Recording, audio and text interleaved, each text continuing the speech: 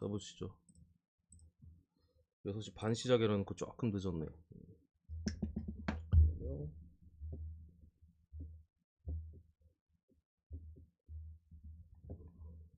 갑시다.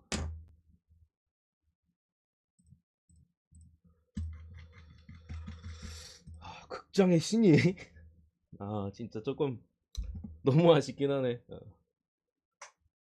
오늘 오후 축구도 그렇고 좀 아쉬운 결과가 있었는데 쭉 잘 가봅시다. 첫 번째 베티스 대 마요르카. 일단은 펠리페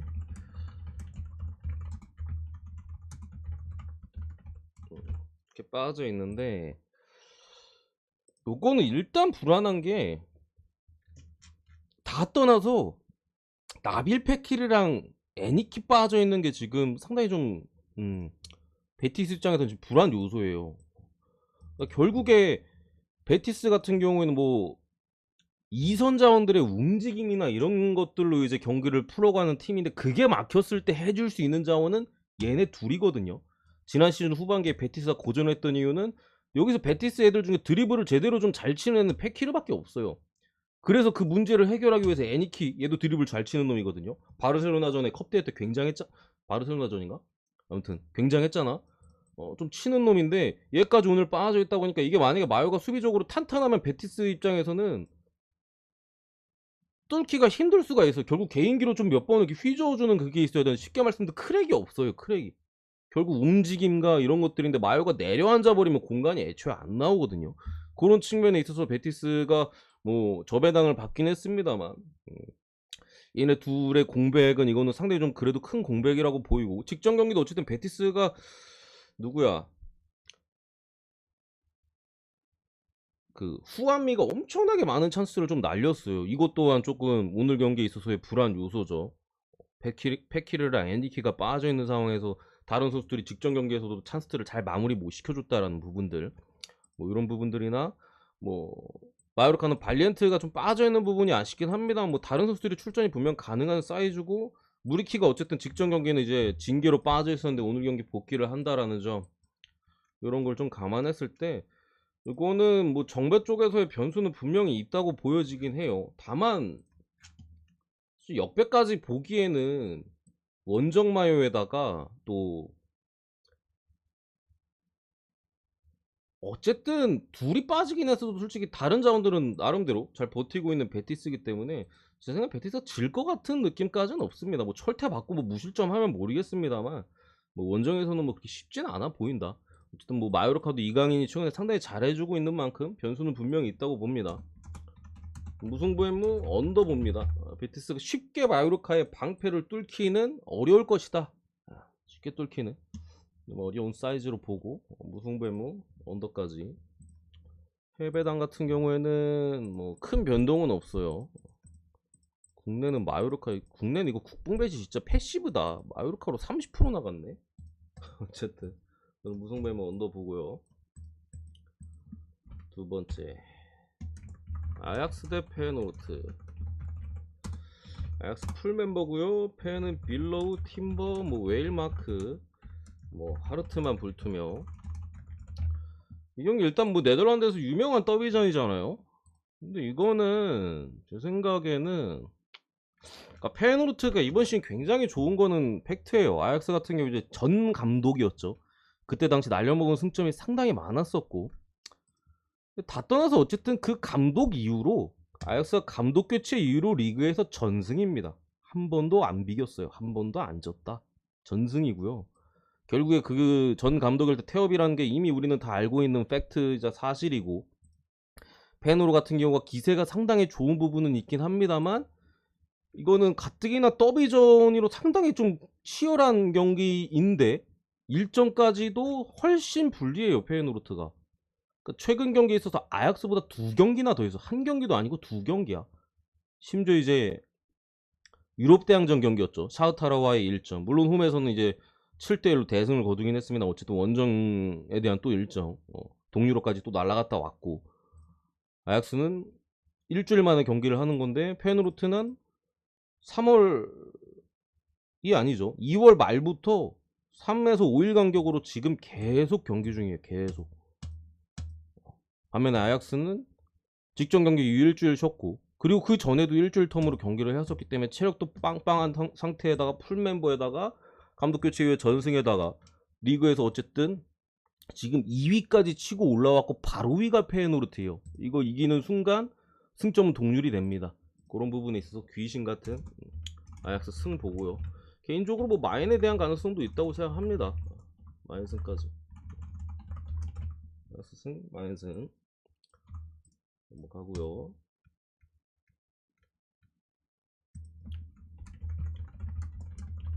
땡초님 고맙습니다. 보여드릴게.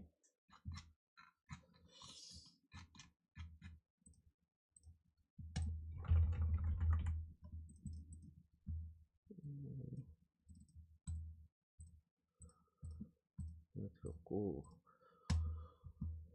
자 피오렌티나 대 레체. 일단 양팀 다 부상자가 많지는 않아요. 피오는 테르지치 사이드백 쪽에, 레체는 이제 퐁그라지치가 수비 쪽에 센터백 쪽에 장기 부상 빠져 있는데, 이 경기가 솔직히 배당이 조금 마음에 안 들기는 해요. 이게 상대가 또 레체 정도면은 비빌만한 경기 운영을 충분히 하는 팀이거든요. 근데 1.49는 조금 피오렌티나 제가 말씀드리지만 피오렌티나 얘기할 때마다 홀덤 얘기를 많이 한 것 같은데 잭텐 정도야. 잭텐 마담 정도 느낌이란 말이야.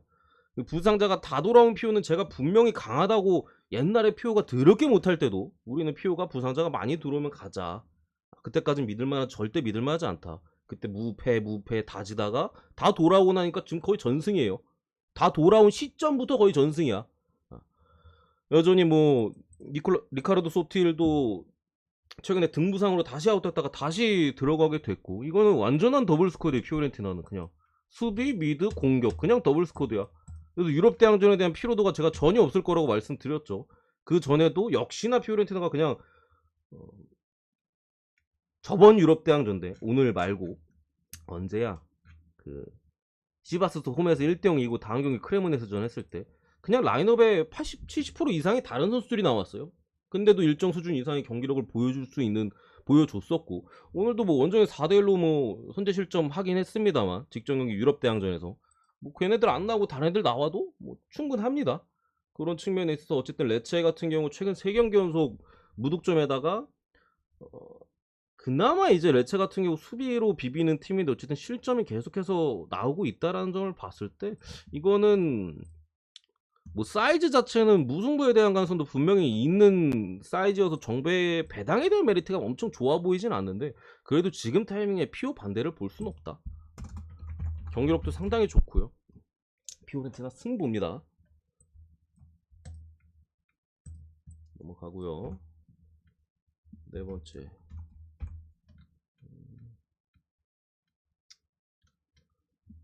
니스 할까? 토리노 갑시다. 라자로, 지마, 미란 축구, 라스파도리. 일단은 토리노는 최근 경기에서 그나마 이제 블라시치, 웨스트햄에서 임대온 블라시치가 복귀를 하긴 했습니다만, 대신 아탈란타에서 너무 미란 축구를 잃었어요. 그러니까 한 명이 들어오니까 한 명이 좀 나가네. 또 그나마 긍정적인 부분은 이제 미드필더 쪽에 리치나 막 이런 자원들이 조금 부상에 대한 이슈가 있었는데 이제 어느 정도 복귀가 된 사이즈고, 나폴리는 뭐 직전 경기 프랑크푸르트 상대로 뭐 그냥 한 4수 위의 경기력을 보여주면서 뭐 사이즈가 없었죠. 프랑크가 가볍게 또 이겼기 때문에, 그 와중에 이제 후반전에 주전들에 대한 로테이션도 나폴리가 점수차가 많이 벌어진 흐름에서 충분히 해줬었고, 지금 나폴리는 제 생각에 너무 잘해요. 그냥 이게 뭐 체력 문제고 자시고 그냥 일단 경기를 너무 잘하고, 또 더군다나 이게 동기부여적인 측면에서 사실 리그에서는 지금 좀 떨어질 만한 타이밍으로 일단은 보여지긴 하는데, 이게 또 챔피언스리그 개꿀조를 받았어요. 그러니까 이게 물론 강팀을 만나고 뭐 크게 뭐 영향이 있을까 싶긴 하지만, 더 높은 위로의 그림을 그릴 수 있는 상황에서 선수들이 어떻던 기세적인 측면이나 이런 부분들까지도 이제 우리 더 높이 올라갈 수 있다, 챔스리에서도 리그에서도 잘 마무리하자, 이런 식의 긍정적인 지금 또 거의 하늘에서 도와주고 있거든 이번 시즌은. 그런 부분을 봤을 때 이거 또 토리노 원정 상당히 까다롭긴 합니다만 그래도 이게 똥배를 받았으면은 저는 좀 위험하다고 봤을 텐데 1.57 정도면은 뭐 이렇게 나쁜 배당이라고 생각하진 않습니다. 어쨌든 나폴리 사이드로 나폴리 승 이렇게 봅니다. 최근에 흡입 차이 컨디션이 조금 우려가 섞이긴 했습니다만 뭐 다른 선수들이 워낙 잘해주고 있다. 그리고 김민재가 버티고 있는데 토리노가 득점을 할 수 있을까 싶긴 해요. 그런 부분도. 또 최근에 이제 그 마리오 후이가 또 출전 정지로 많이 결장을 했던 나폴리인데 오늘 경기 또 돌아오는 부분들 꺾기는 쉽지 않을 것이다. 뭐 마인까지는 솔직히 좀 쫄리긴 합니다. 동기부여가 안 풀려. 스팔레티가 계속해서 그런 식의 인터뷰를 계속 가져가잖아. 제가 저번에도 이제 나폴리가 어느 팀이었지? 그때도 한번 분석할 때 뭐 어쩌고저쩌고 스팔레티 인터뷰를 봤을 때는 나폴리는 방심하고 있는 것 같지는 않다.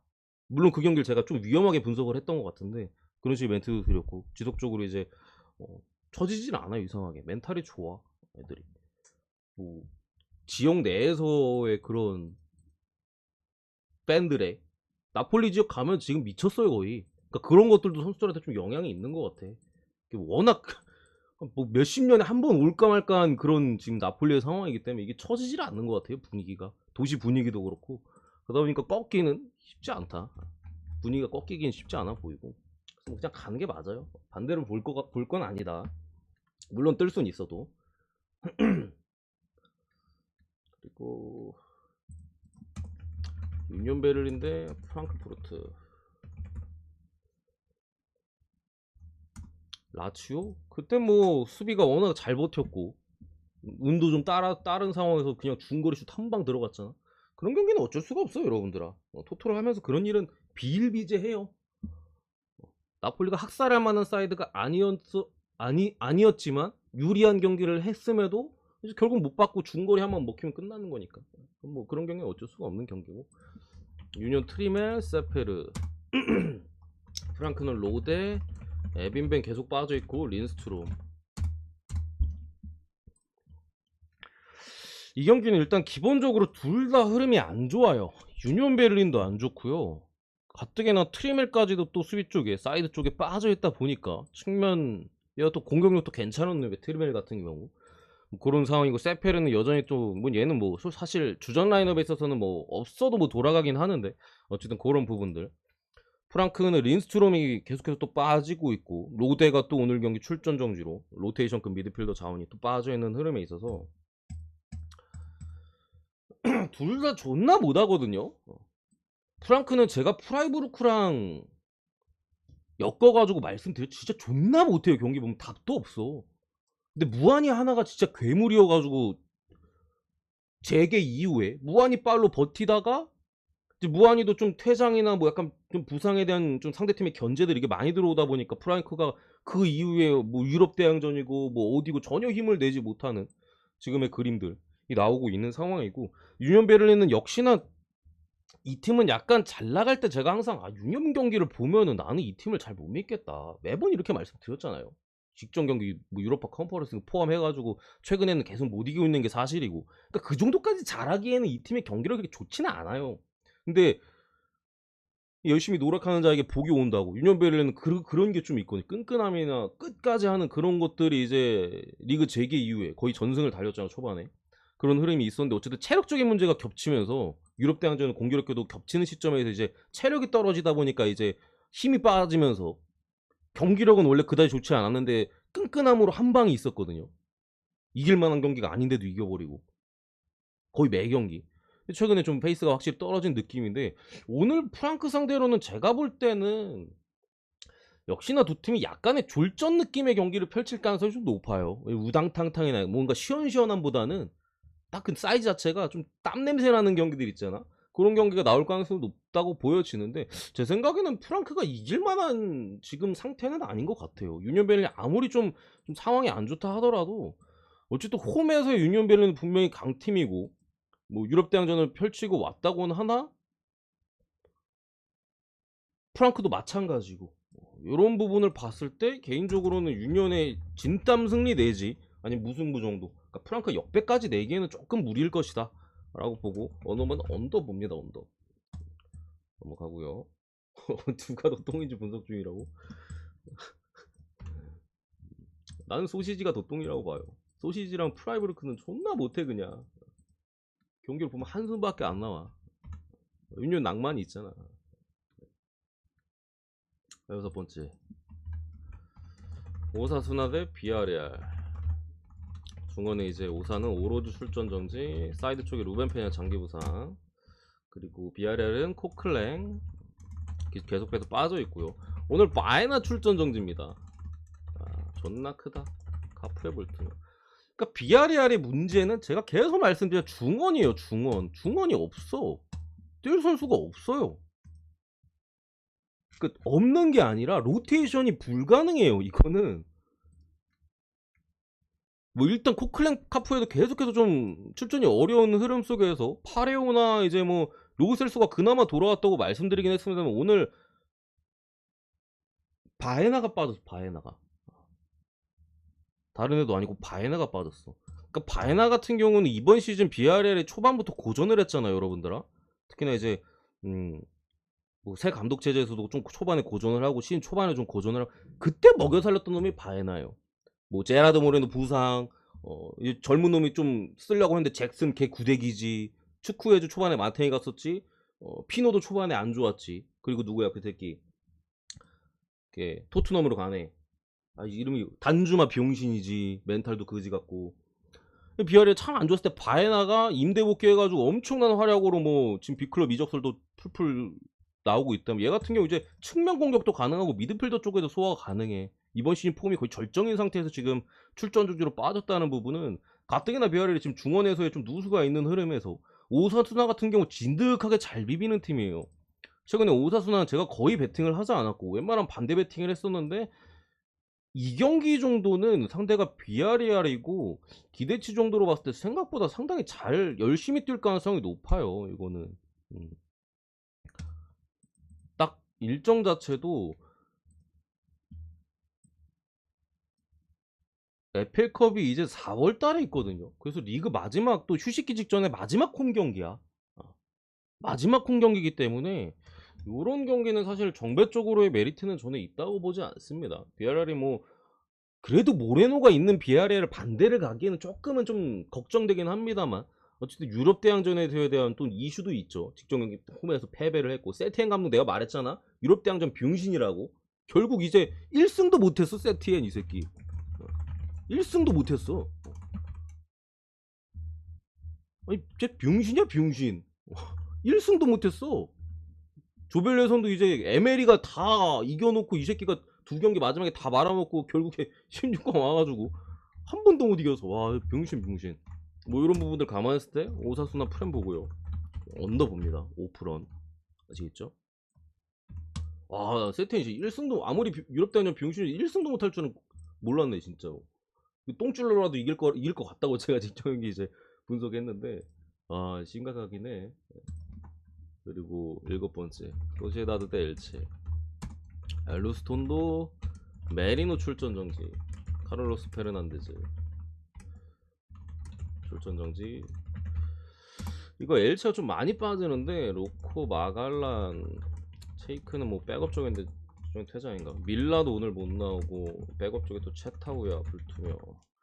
일단은 소시에다드는 눈에 띄는 자원이 이제 엘루스톤도는 원래 많이 최근에 계속 부상 중인 선수고 메리노가 이제 미드필더 쪽에 빠진 부분은 확실히 좀 우려점이긴 합니다. 워낙 또 중요한 자원이고 미드필더 쪽에서 나비드 실바와 같이 창의력을 불어 넣어주는 자원이기 때문에 오늘 빠져있다라는 부분은 이제 어쨌든 뭐 똥배를 받고 뭐 마인을 1점대를 받은 만큼 그런 부분에서 좀 불안함이라고 보이고요. 카를로스 페르난데스는 필요 없어요. 옛날에 어디였지? 재능은 있는데 이 새끼가 왜 자꾸 강팀만 다니지 모르겠어서 세비야 가서 벤치 따리하고 소시 와서 또 벤치 따리하고 중위권 수준 가면 참 좋은 선수거든요. 어쨌든 뭐 지금 세비야의 공격진에서는 뭐 없어도 되고요.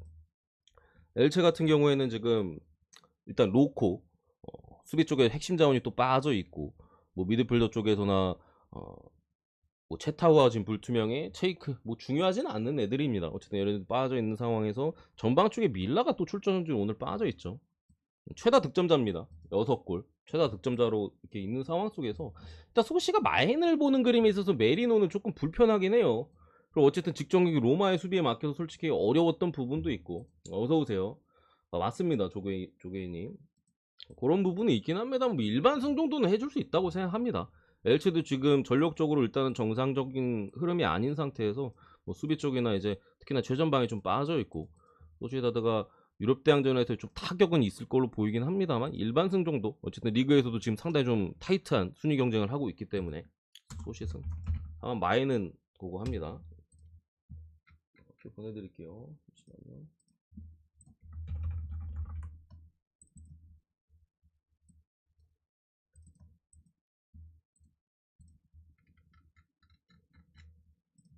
지원 또 감사드립니다.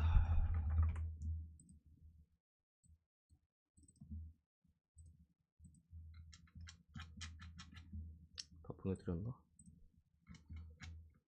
오케이. 이렇게 보고 다음 경기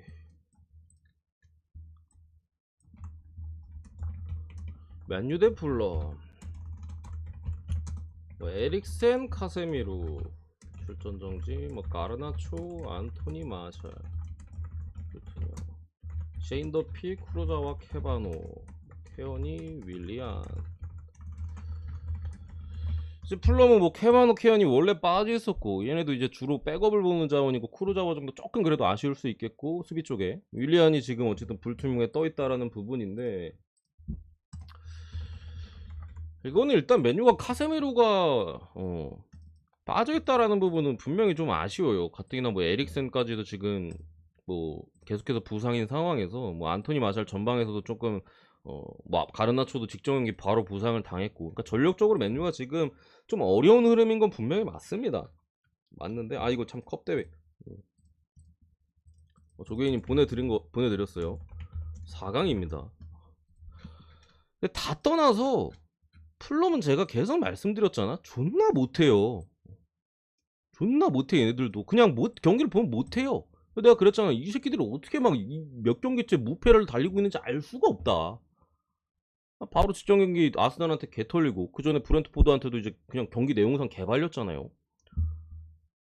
결국 이게 맨유가 아무리 전력 누수가 있다고 한들 물론 풀럼이 리그에서의 동기부여는 좀 떨어졌을 수도 있어요 사실.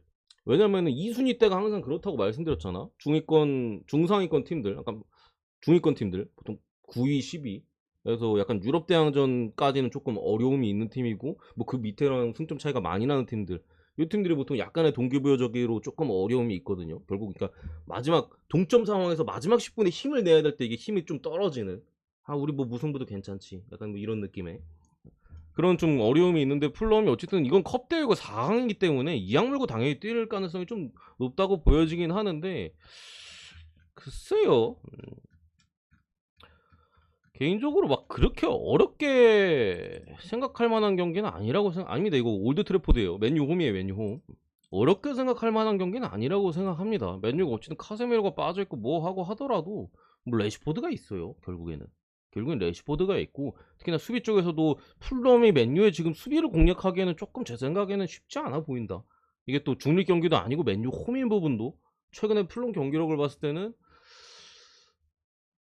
이거는 풀럼이 잘해서 비비는 사이즈는 제가 볼 때는 쉽지 않고 맨유가 그렇게 못해서 이제 비벼지는 사이즈가 있기는 한데 최근 맨유의 기세적인 측면을 봤을 때는 7대 0으로 지고 바로 반등하는 또 그런 멘탈적인 부분들이나 또 여러 가지 봤을 때는 뭐 일반승 자체는 충분히 할 수 있는 사이즈 같습니다. 마인까지는 저는 뭐 어렵다기보단 잘 모르겠어요. 그냥 잘 모르겠는데 일반 자체는 배당 나쁘지 않고 해줄 수 있다는 사이즈로 봅니다. 9번째 독댐이 어디에요? 독댐이 어디야? 근데 베티스와의 경기에서 맨유가 조금 라인업상으로는 힘을 그렇게 빼지는 않았는데 경기 내용적으로는 약간 힘을 좀 빼고 하는 그거 토트넘이랑 맨유는 그 사이즈가 다르잖아. 어떻게 금이랑 뭐그 돌멩이를 비교합니까, 트롬님? 말이 안 되는 소리를 하지 마시고. 울산 1호 잘 들어왔다고. 축하드립니다. 어떻게 금붙이랑 이제 돌덩이를 비교를 하고 있어. 말도 안 되는 소리는 하지 마시고. 다른 팀이랑 비교하면 모르겠는데 토트넘은 여러분들아 막말로 돌까지는 제가 너무 후려쳤고 구리 정도 돼요. 구리 정도. 구리. 철은 돼야지 이게 좀 탱탱 비벼볼만 하지 뭐. 금이랑 어떻게 비벼. 어쨌든 라치오 대 로마 굉장한 더비전이다 이거. 이거는 거의 앙숙의 더비전이야. 얘네 둘은 붙었다 하면 그냥 뭐 격투기야 격투기. 라치오 대 로마 엄청난 앙숙 팀이고 이거는 일단 로마가 벼르고 있는 상태에서 경기라고 보시면 돼. 왜? 직전 경기 홈에서 졌거든요. 심지어 경기 존나 잘했는데 졌어요 결과는. 올 시즌 로마가 홈에서 이게 좀 안 좋죠. 경기는 잘하는데 이상하게 지는 경우가 좀 많아요. 라치오 경기도 그랬어요. 워낙 둘이 엄청난 라이벌이기 때문에 그냥 거의 뭐 유럽에서 치열하기로는 거의 스코틀랜드 쪽 제외하고는 가장 제일 치열할 거야. 경기 그 분위기 자체는 그런 사이즈인데 어쨌든 이게 라치오가 지금 임모빌레 빠져있고 베시노 같은 자원은 이제 미드필더 쪽에서 조금 더 수비적으로 해줄 수 있는 자원이에요. 그러니까 라치오는 지금 전력적으로 분명한 누수가 있어요. 마무리가 되는 임모빌레가 빠져있기 때문에 라치오가 최근에 이제 전방 쪽에서 조금 더 방점을 찍어주는 부분에 있어서 어려움이 있죠. 뒷전 경기도 결국에 유로파 컨퍼런스 리그 또 탈락을 했고 알크마르 정도라는 만만한 상대를 맞이해서 오늘 같은 경우 어쨌든 철퇴적인 부분에 중요할 텐데 미드필더 쪽에 한 카드가 또 빠져있죠. 베시노 같은 경우 이제 뭐 엄청나게 얘가 막 테크니컬하고 그런 선수는 아닙니다만 이게 아르헨티나 놈이지 참. 딱 메시 보좌관 느낌 걔들 중에 한 명이야. 그래서 좀 싸워줄 수 있고 이런 경기에서는 중요한 선수란 말이죠. 이런 부분에 있어서 조금 아쉽고 로마는 이제 쓰레기 빨리 폐기 처분을 해야 하는 쿰블라 빠져있고 칼스토로프는 이제 최근에는 그래도 복귀해서 출전을 했습니다만 뭐 로마 내에서는 솔직히 이미 민심이 마탱이 갔죠. 지난 시즌 지난 겨울에 지난 시즌인가 지난 겨울인가 헷갈리네 갑자기 시간이 후딱후딱 지나가니까 무리뉴 감독과의 엄청난 불화로 인해서 한동안 못 나오다가 최근에 이제 조금 쓰고 있긴 한데 필요 없고요. 솔바켄 뭐 유망주 필요 없고 로마가 거의 풀 전력을 유지하고 있는 흐름에서 지금 무리뉴의 흐름 자체는 라인업 로마는 딱 그것만 보면 돼요 여러분들. 라인업이 풀로 나오느냐 안 나오느냐 이거는 그냥 팩트예요. 무리뉴 감독이 맨날 그냥 하는 소리가 이거야. 우리는 풀 라인업일 때는 어느 팀한테도 안 질 수 있다. 다만 현실적으로 그게 타이탄 일정에서 불가능하다 라고 매번 멘트를 치거든. 직전 경기 싸수죠. 이때 우리 입중계 했잖아. 내가 멘트 줬잖아. 이 라인업 말도 안 된다고. 라인업 이거 로마 못 이기겠는데? 바로 그랬잖아 그냥. 물론 그 경기 애초에 저는 무승부행무를 봤습니다만 뭐 졌잖아. 이 새끼 병신에 멍청한 퇴장까지 나오면서. 근데 어쨌든 간에 오늘 이 엄청난 더비전의 흐름에 있어서 라치오가 로마를 상대로 더블 한 번 이겼다고 했잖아 1차전에. 더블을 한 거는 이 두 팀의 엄청난 역사 속에서 거의 없었어요. 거의 없었어. 한 두 번인가 있었던 것 같은데 한번 볼까? 더블 한 번 2대1 2대1로 2011년도에 한 번 있고 나머지 하면 97년도. 둘은 이제 강등된 역사가 없으니까 30년 가까운 역사에서 두 번밖에 없었다. 로마 프렘 봅니다. 기세도 로마가 좋고 지금 무리뉴 감독이 이거 더블 당할 가능성은 제가 볼 때 많이 떨어진다. 다만 이제 배당의 쓰레기입니다. 이건 로마 프렘 쪽으로 접근하시면 상당히 좀 그래도 나쁘지 않아 보이고 언어반 역시나 언더 쪽을 볼게요. 근데 저는 프렘이 좀 더 나은 것 같다. 기술적인 측면의 여러 가지를 봤을 때 딱 또이또이해 보이긴 하는데 제 생각에 로마가 안 진다 이거. 가고요. 제이비님 일단 보내드리고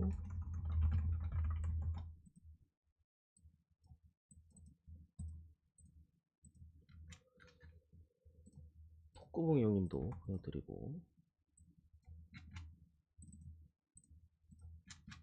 오케이.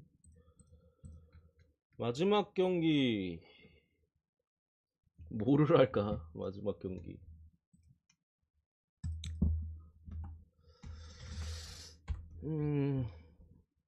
마인츠 가겠습니다. 배당 좋으니까. 이거는 뭐 결론부터 말씀드리면은 마인츠 일단 뭐 브루카르트 장기 부상 빠져있죠. 뭐 있으면 좋은데 없어도 지금 마인츠가 잘하고 있기 때문에 프라임 이제 카엘에 미드 로테이션 미드필더 빠져있고 핵심 수비 리나트 불투명인데 마인츠 승. 이거는 프라이브루크가 프렌이라고 쉽사리 프렌으로 접근하시면 여러분들 굉장히 위험할 수가 있어요. 경기력 제가 말했잖아. 프랑크랑 프라인 존나 못해. 경기 보면 답도 없어. 더군다나 프라이브루크는 원래 세트피스의 강점이 상당히 있는 팀이에요. 조금 더 필드 플레이도 나쁘지 않지만 항상 조금 세트피스의 득점이 많은 팀인데 그런 것들이 최근에 조금 읽히는 측면도 분명히 있어요.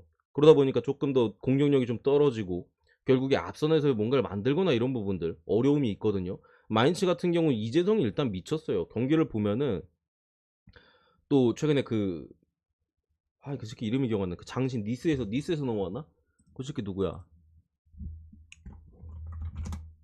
뭐 엄청나게 잘해주고 있다까지는 제가 말씀드리지 않겠습니다만 어쨌든 아조르케 이 멀대 같은 놈이 또 나름대로 마인츠에서 지금 제 생각보다는 나쁘지 않게 본인의 역할을 나름대로 소화해주고 있다고 보여지고 뭐 잉바르센이나 뭐 오니시오버 같은 애들도 이제 득점 쪽에 잘 가담해주고 있다라는 점.